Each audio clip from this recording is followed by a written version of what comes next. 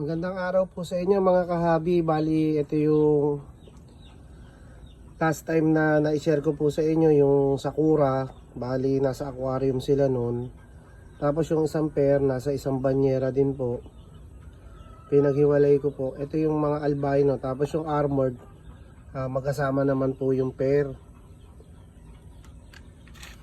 Tapos share ko na rin po sa inyo yung mga anak ng red zebra. So ayan sila. Last time kasi hindi masyadong makita dahil nandyan yung parents sa ibabaw, nasa tray. So tinanggal ko muna sila. So ito naman yung sa golden zebra.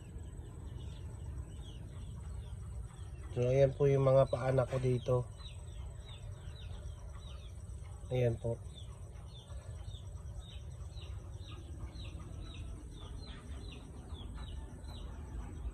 So hanggang dito na lang po muna mga kahabis.